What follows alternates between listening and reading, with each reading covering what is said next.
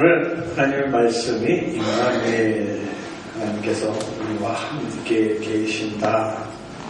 지금 우리는 대강절을 지내고 있습니다. 대강절이라기도 하고 또 대림절이라기도 합니다. 그럼 대강절은 뭐고 대림절은 뭐냐?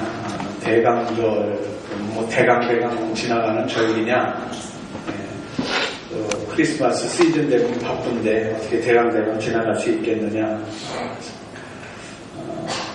대강절이나 대림절이나 같은 말입니다. 기다릴 대자에다 이말림자 써서 대림절이라고도 부릅니다. 그래서 영어의 advent, 라틴어에서는 adventus라는 그런 돌의 출현, 온다 하는 그런 말에서 유래가 됐습니다. 뜻은 그래서 영어의 the advent 그러면은 예수 그리스도의 강림 그런 뜻이 있습니다. 그래서 주님이 이 땅에 오시기를 기다린다 하는 그런 의미가 있습니다.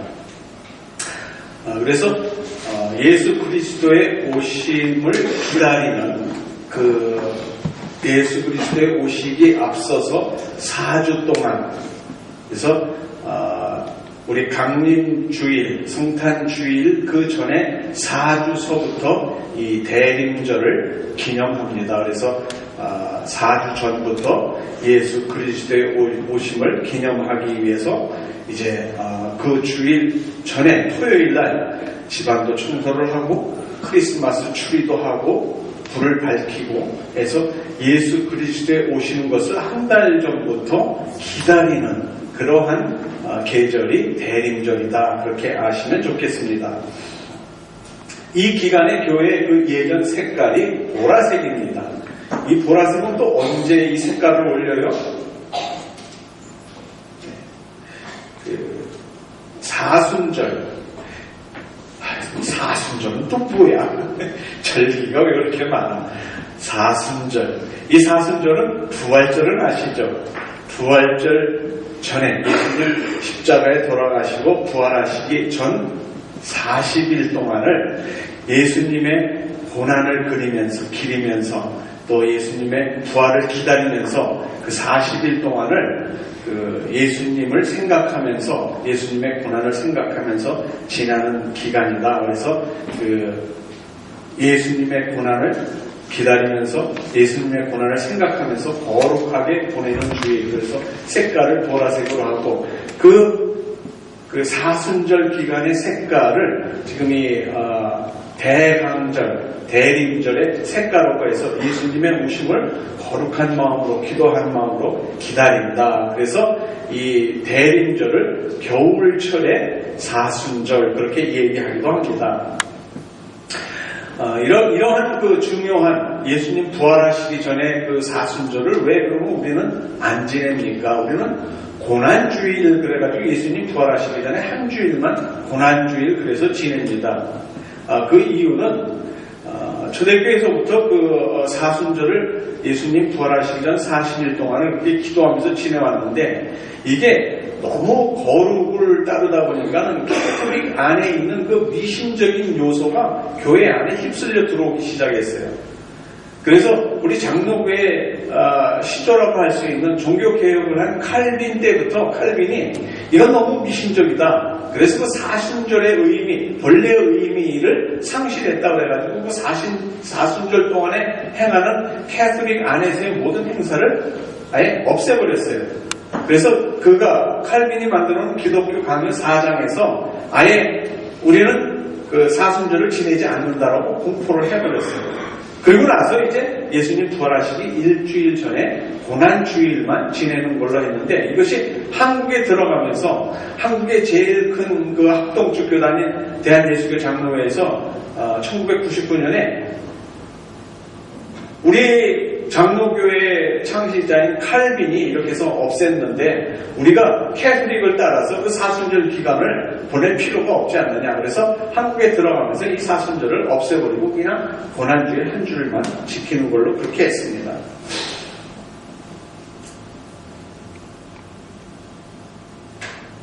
그러면 이 네 개의 촛불은 또 뭡니까? 여기도 지금 네 개의 촛불이 있는데 이 네 개의 촛불은 뭡니까? 이거는 기다림의 초다. 기다림초 그렇게 얘기를 합니다. 먼저 촛불을 꽂기 전에 이제 틀을 만듭니다. 둥그런 틀을 만들어서 거기다가 상록수 이파리를 다 이렇게 끼웁니다. 이 둥그런 원형의 의미는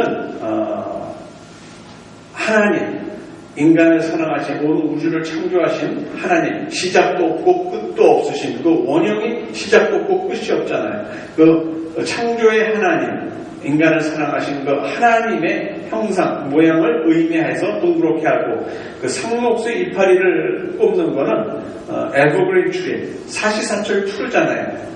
그래서 예수님의 우리 인간을 향한 그 사랑을 의미해서 이 상록수 이파리를 꼽습니다. 그리고 촛대를 4개를 꼽죠. 그 4개의 촛대를 꼽는 이유는 이제 예수님 탄생하는 4주 동안 4주를 의미해서 매주 한 번씩 촛불을 하나씩 킵니다. 오늘도 룰트란 교회 보니까는 이 촛불을 2개를 켜놨더라고요. 그러니까 대림절, 강림절에 지금 2주가 지났기 때문에 촛불을 2개를 켰습니다. 그래서 다음 주는 3개를 켜고 또 성탄절에는 4개를 다 불을 밝히게 됩니다.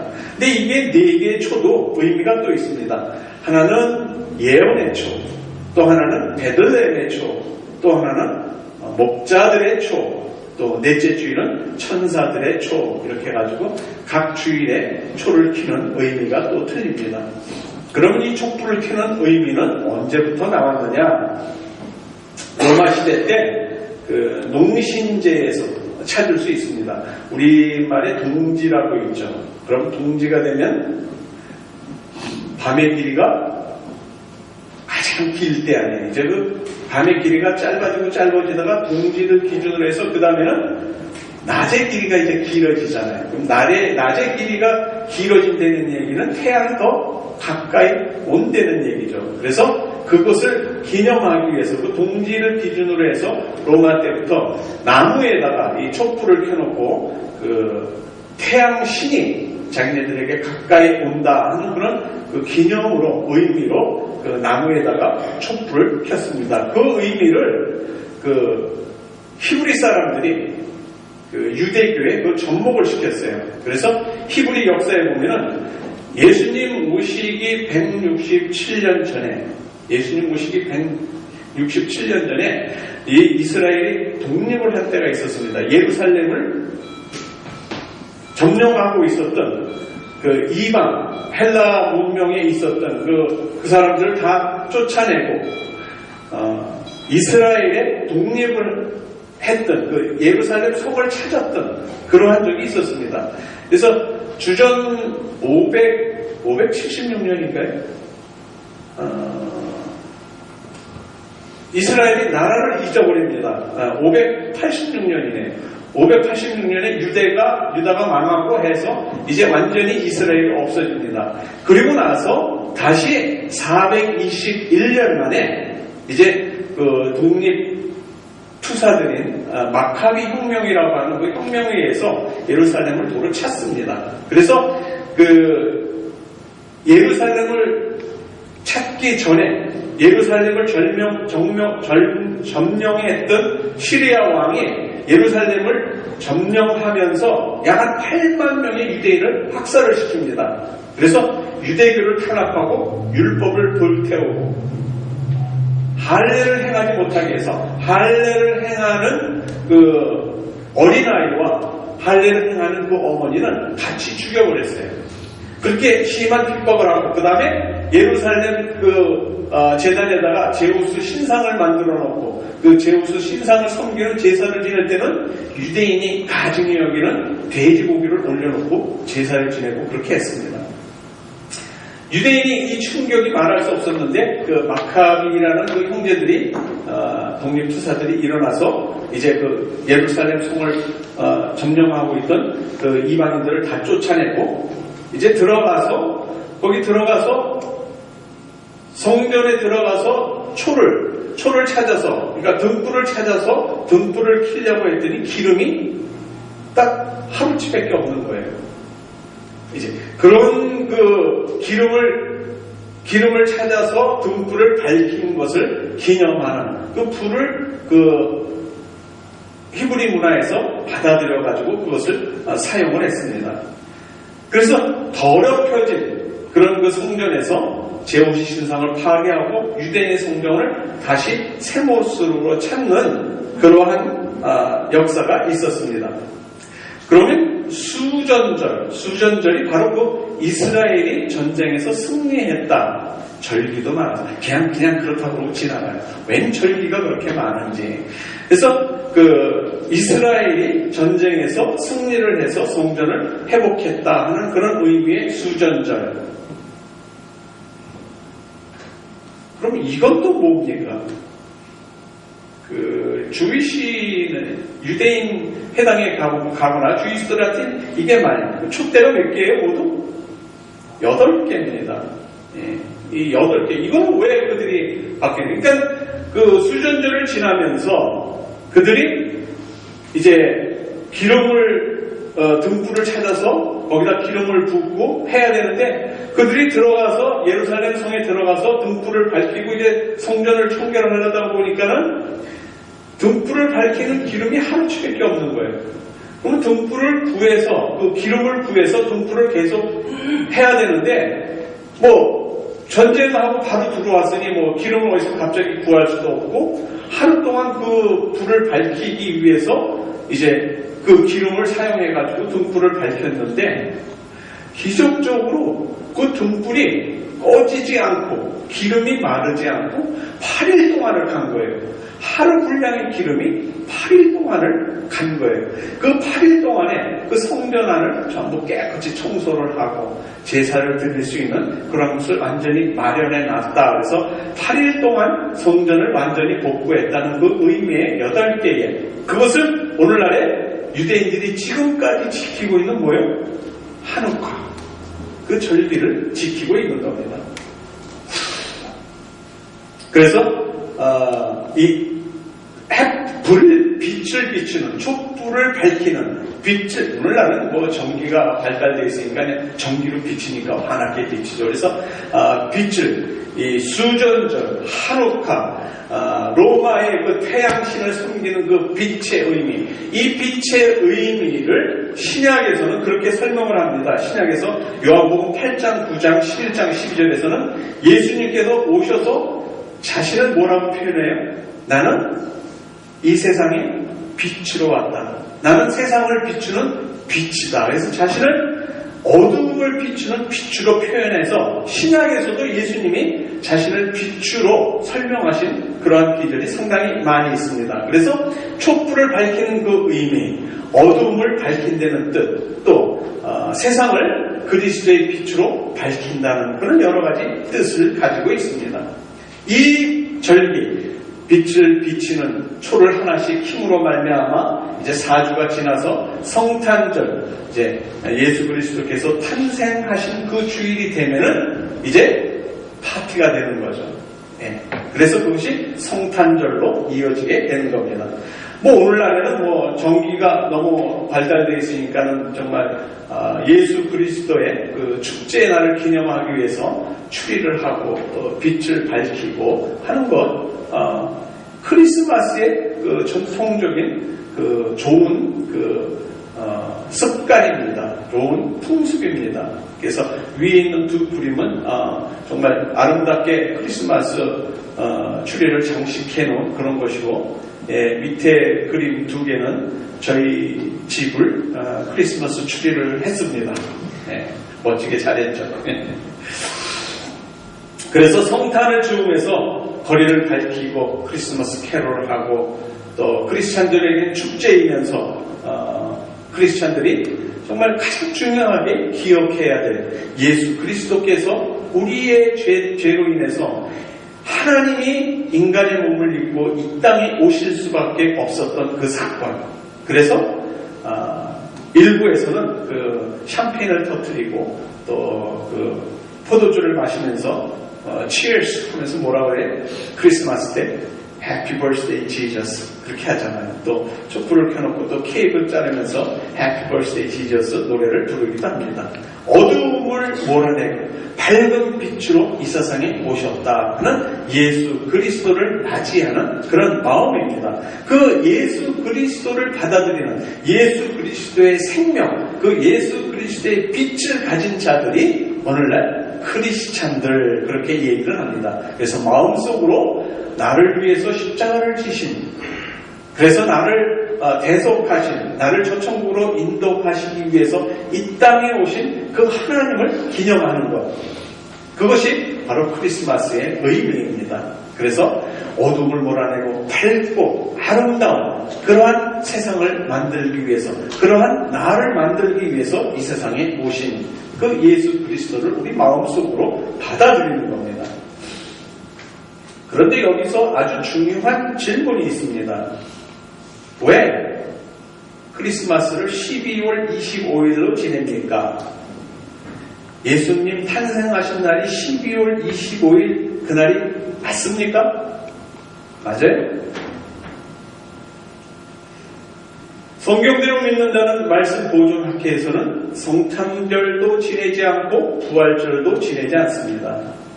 그럼 그 단체에서는 하나님이 인간의 몸을 입고 이 땅에 오셨다는 것을 믿지 않습니까? 아닙니다. 믿습니다. 근데도 성탄절을 안 지냅니다.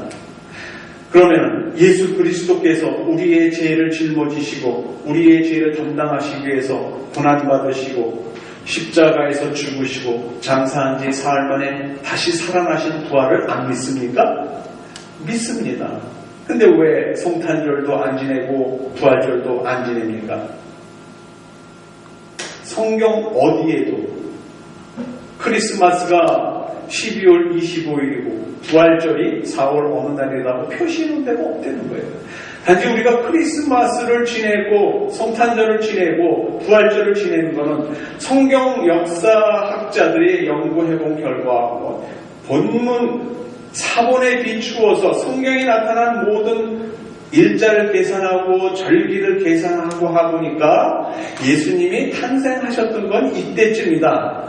예수님이 공생애를 마치시고 부활하셨을 때는 이때쯤이다. 그러니까 이때쯤에 우리가 지내자. 그렇게 약속을 해서 지금 지내는 겁니다. 그러니까 그들이 얘기할 때는 야, 그건 정확지 않은 성경에 있지 않은 걸 너희들이 만들어서 지내는 거 아니냐.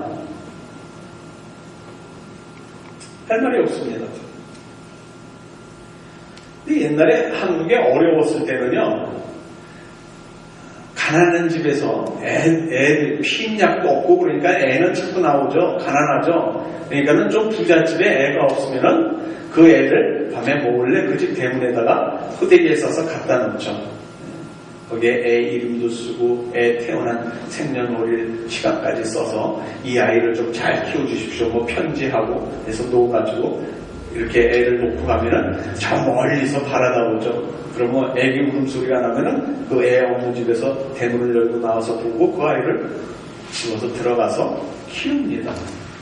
이건 드라마에나 나오는 얘기지. 예, 우리 대한민국이 한참 어려웠을 때는 애를 낳으면은 아무것도 없이 그냥 애를 갖다 남의 집 앞에다 갖다 버리고 고아원 앞에다 갖다 버립니다. 그러면은 고아원 같은 데서도 그 집에 애를 또 데려다 키우는 집에서는 애 생일은 한 번씩 해줘야 되잖아요.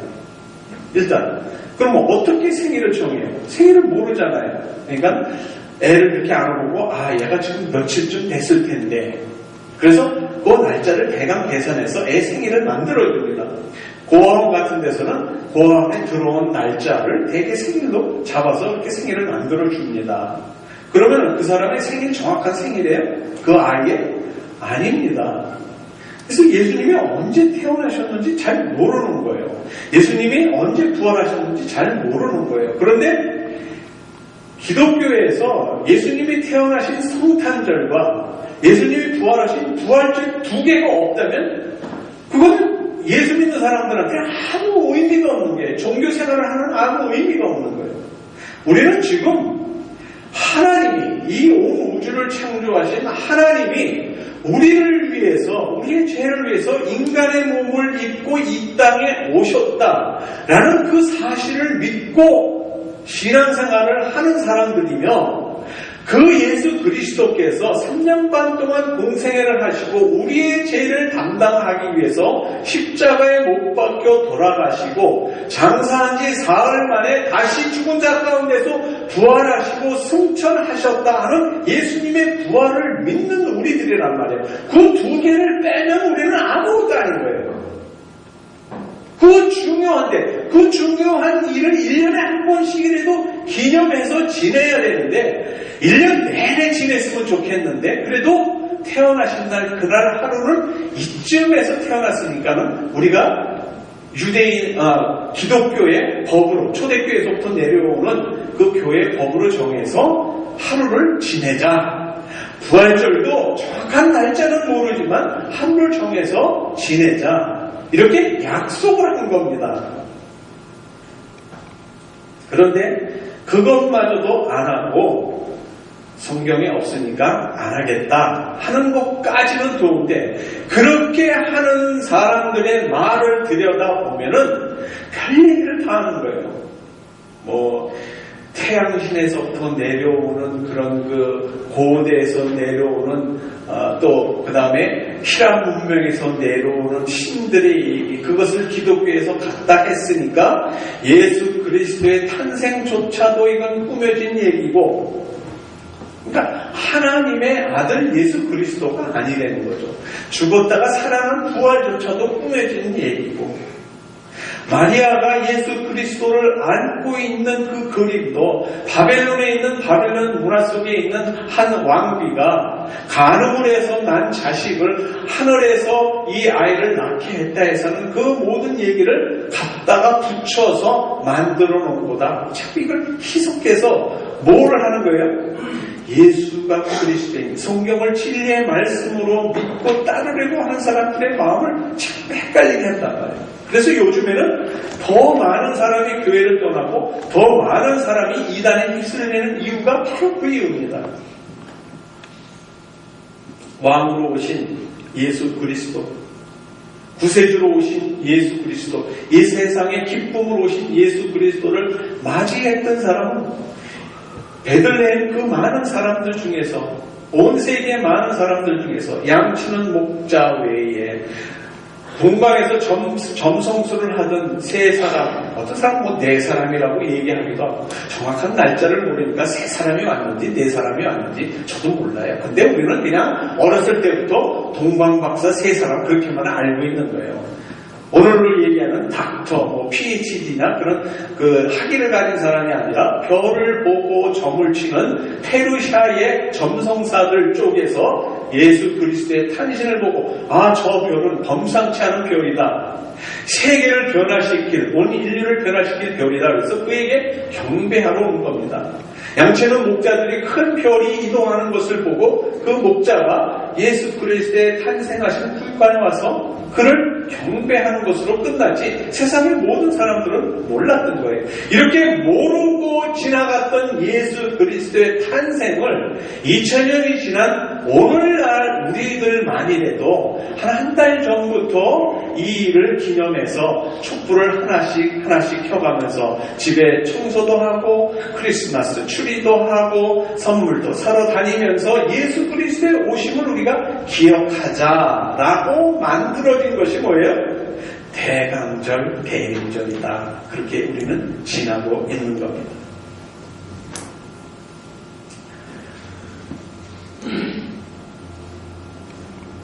상가의 상점들도 그렇고 세상에서는 지금 거룩한 예수 그리스도의 우리를 위해서 이 땅에 오신 그 거룩을 기념하는 모습은 거의 사라졌습니다.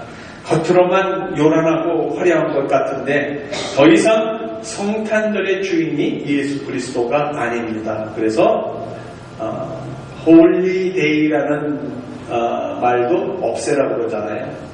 예수 그리스도께서 오셨다는 이 크리스마스의 시즌을 그냥 우리 잔치로 할 테니까 예수 그리스도께서 믿는 자를 위해서 이 모든 인류의 죄를 위해서 오셨다는 거 빼고 그냥 잘 먹고 잔치하는 그날로 만들기 위해서 예수라는 말도 빼고 거룩이라는 말도 빼고 그렇게 해서 그냥 잔치의 날로 하자 하는 것이 미국의 지금 추세 아니에요.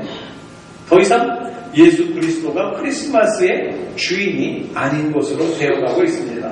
그래서 크리스마스 그러면 믿는 자나 믿지 않는 자나 그저 연말이 돼서 며칠 동안 푹 쉴 수 있는 그런 시간, 연예인들이 TV나 라디오에 나와서 돈을 많이 벌 수 있는 시간, 미디어에 관계된 사람들이 바쁘게 움직이면서 파티를 하거나 또 어떤 행사를 하는데 준비를 해주어서 많은 돈을 벌게 하는 그런 시간, 상가의 상점들이 돈을 벌게 하는 시간.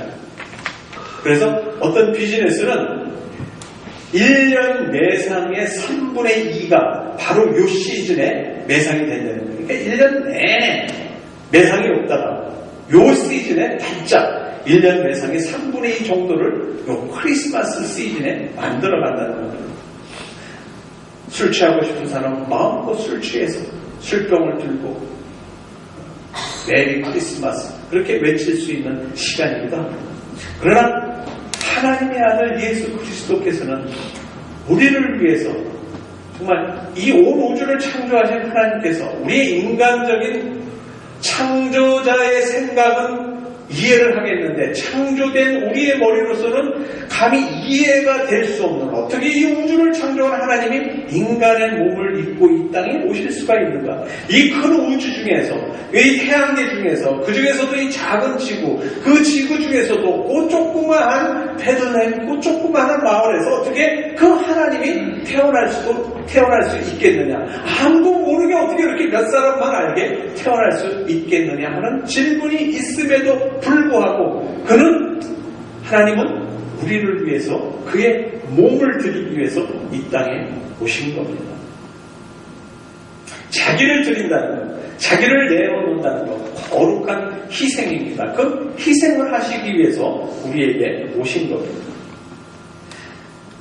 1912년 4월 14일 저녁 10시 호와이역에서 타이타닉호가 대서양 가운데서 빙산을 만나서 들이받친 시간이었습니다. 2200명 중에서 1600명 승객이 목숨을 잃었죠. 수많은 보물이 바닷가에 매장이 되고 구명보드가 충분치 못하기 때문에 승객들을 다 구할 수가 없어서 어린아이와 여자들만 먼저 태우고 그리고 나머지의 일부 남자들이 탔습니다. 한 부인이 이제 여자이기 때문에 먼저 배에 오를 수 있는 구명보드에 오를 수 있는 차례가 됐습니다. 그러자 그 그녀가 구명보드에 타기를 거절하고 다시 올라왔습니다.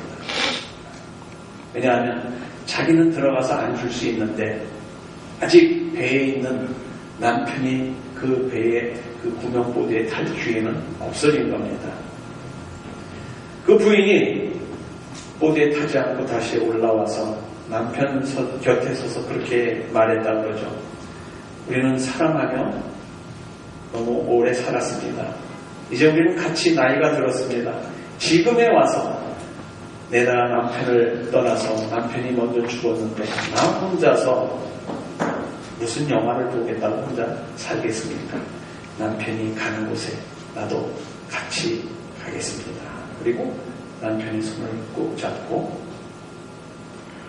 그 배가 침몰할 때 같이 죽었다고 그러죠.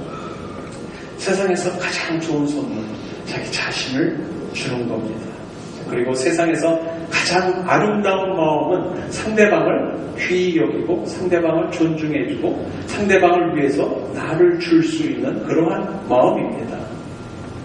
사람들은 사랑하는 상대를 고를 때 여러 가지 조건을 봅니다. 믿음을 보고 재산을 보고 능력을 보고 성품을 보고 가문을 보고 여러 가지 조건을 가지고 결혼 상대자를 구하지만 진짜 좋은 결혼은 상대방을 사랑하는 그 마음을 보고 조건을 따지지 않고 사랑의 마음으로 하는 결혼이 정말 좋은 결혼입니다. 그래서 많은 부모들이 그 자식한테 그 얘기를 해줍니다. 조건을 보지 가지 말고 너를 사랑해주는 남자를 택해서 가라. 좋은 얘기입니다. 본문에 그랬죠. 보라 처녀가 잉태하여 아들을 낳을 것이요 그 이름을 임마누엘이라 하리라 하셨으니 이를 번역한즉 하나님이 우리와 함께 계시다. 그 하나님이 우리와 함께 계시다. 주의 성령으로 말미암지 않고는 아무도 예수를 그리스도라 고백할 수 없는 그 고백을 우리는 마음으로 우리의 입으로 고백하며 신앙생활을 하고 있는 사람들입니다. 성탄절은 하나님께서 우리와 함께 하시기 위해서 임마누엘의 하나님으로 오신 겁니다. 하나님은 저희들에게 너무 많은 것을 주셨습니다. 그 중에서도 도저히 상상할 수 없는 예수 그리스도를 우리에게 선물로 주셨습니다. 우리에게 생명을 주셨고 우리에게 믿음을 주셨고 우리를 사랑하셨습니다. 이 임마누엘의 하나님의 축복이 성탄절을 지나는 우리 모든 성도들에게 함께 하시기를 주 예수 그리스도의 이름으로 축원드립니다. 하나님 고맙습니다. 저희들을 구원하시기 위해서 예수 그리스도를 이 땅에 보내주신 세상 사람들은 1년의 크리스마스 걸고 즐기는 절기로 지내지만